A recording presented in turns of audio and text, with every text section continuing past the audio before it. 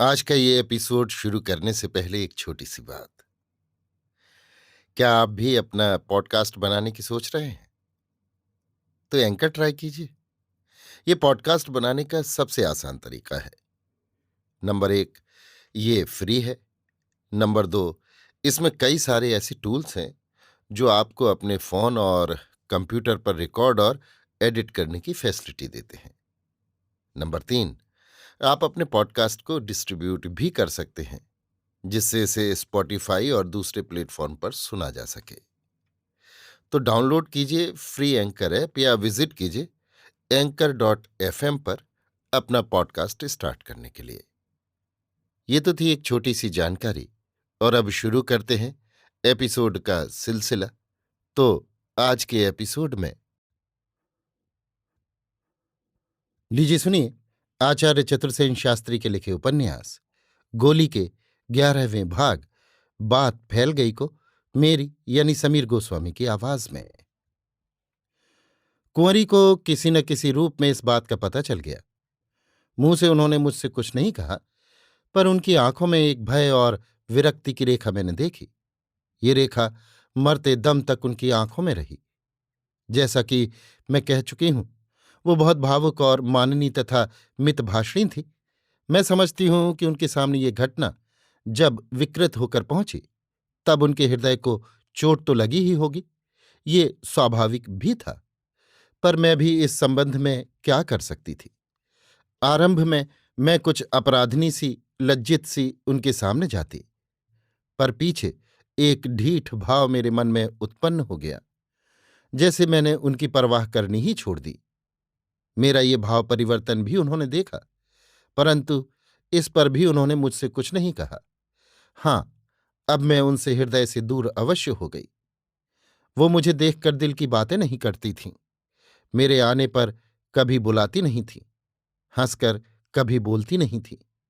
पहले जैसे वो प्यार करती, सरल भाव से अपनी आवश्यकताएं बताती, वो सब अब नहीं करती थीं। परंतु मैंने अपने अदब कायदे और विनय में कुछ भी परिवर्तन नहीं आने दिया था। यद्यपि मैं अब उनकी ओर से बेपरवाह हो गई थी, फिर भी जब उनके सामने होती थी, तब पहली जैसी अधीनता से ही बातें करती थी। दाता के कान में भी शायद ये बात पड़ चुकी थी। मैंने देखा कि मुझे देखकर उनका मुंह गंभीर हो जाता था और जैसे वो कुछ परेशान से हो जाते थे। मैंने ये भी देखा कि मेरे प्रति उनका पहले जैसा मोह और ममता का भाव अब न रह गया था। मुझे देखकर अब वो हंसकर मेरा हालचाल नहीं पूछते थे, हंसी ठट्ठा नहीं करते थे।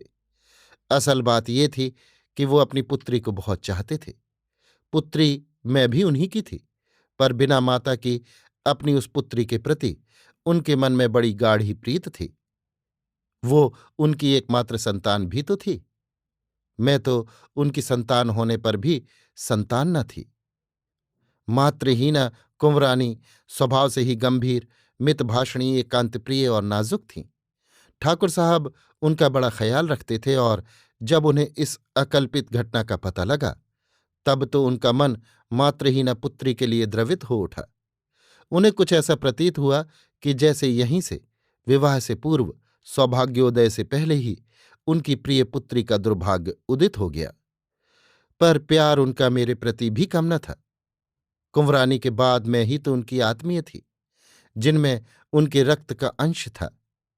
फिर उनकी सेवा और आवश्यकताओं का मैं ही सबसे अधिक ख्याल रखती थी। कब, कहाँ, क्या वस्तु दाता को चाहिए, ये मुझसे अधिक कौन जानता था। दाता भी ये बात जानते थे, इसी से वो मुझे देखकर प्रसन्न रहते थे। उनकी उदासीनता देखकर भी मैंने अपना भाव बदला नहीं। उनकी सेवा शुश्रूषा वैसे ही यत्न और तत्परता से करती रही। फलतः मेरे प्रति उनकी उदासीनता देर तक टिकी नहीं रही, और वो फिर मुझसे उसी भांति खुश रहने लगे। ऐसा प्रतीत हो रहा था जैसे मेरे विषय में भी उन्होंने मन ही मन में कुछ वैसा ही निर्णय कर लिया था जैसा कुंवरानी के संबंध में।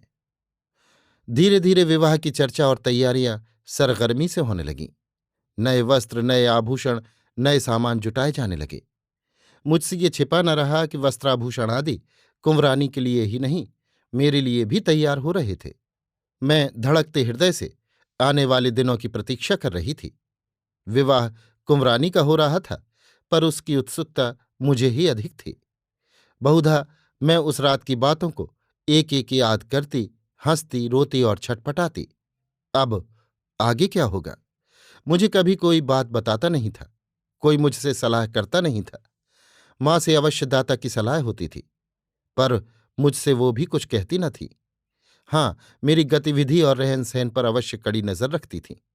और केसर तो जैसे मेरे ऊपर थानेदार नियत कर दी गई थी। वो मेरे साथ दासी की भांति अधीनता से अवश्य व्यवहार करती थी, पर हर बात में उसकी सख्त नजर थी। इसलिए दिल में अनेक बार मुझे उसके उलाहने और उसकी डांट डपट भी सहनी पड़ती थी।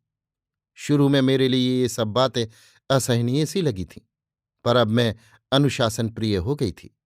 मैंने अपनी बहुत सी आदतें बदल डाली थी। इन्हीं 5-6 मासों में मेरी जैसे काया पलट ही हो गई थी। एक अलहड़ बछेड़ी, हवा में उड़ने वाली तितली जैसी भारी भरकम गरिमामय स्त्री बन चुकी थी मैं। और अब ये मेरा नया जीवन मुझे भा गया था, और मैं तन मन से इस नए जीवन में रम गई थी। हवेली में मेरी इज्जत बहुत बढ़ गई थी। सभी दासियां दास मेरी आवभगत करने लगे थे। यहां तक कि माँ भी अब मुझसे और ही ढंग से कुछ दबकर बोलती थीं। यद्यपि मेरी प्रत्येक चेष्टा, रहन सहन, बातचीत, सब पर उसकी कड़ी दृष्टि रहने लगी थी। मेरी तनिक सी भी असावधानी पर वो मुझे सावधान करती। अब मैं मनमाने तरीके से सटर पटर कपड़े पहनकर इधर उधर नहीं घूम सकती थी। कपड़े लत्ते से सब तरह मुझे चाक चौबंद रहना पड़ता था। मेरे लिए कई नई पोशाकें तैयार की गईं। एक बड़ा सा बक्स खरीदकर मुझे दिया गया। उसमें सब मेरी अशर्फियां और मेरे सब जेवर रखे रहते थे। जब मैं अकेली रहती, तब भीतर से अपनी कोठरी का द्वार बंद कर उन्हें देखती, अशर्फियों को गिनती, भांति भांति के मंसूबे बनाती। मैं नहीं जानती थी कि मेरा भविष्य क्या होगा, परंतु एक बहुत बड़ी बलवती आशा मेरे हृदय में जमकर बैठ गई थी, और भीतर ही भीतर मैं अपने को कुछ असाधारण सा अनुभव करती थी। परंतु इस संबंध में किसी से मैं कुछ कहती सुनती नहीं थी।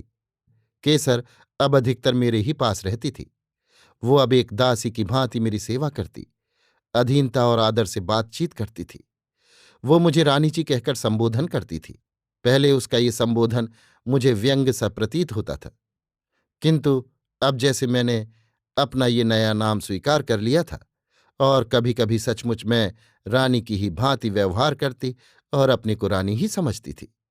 माँ और केसर मेरी सभी हलचल और छोटी छोटी चेष्टा का पूरा ध्यान रखती थीं, और अब मैं भी जैसे अपना गौरव समझ गई थी और उसी के अनुसार रहने व्यवहार करने लगी थी।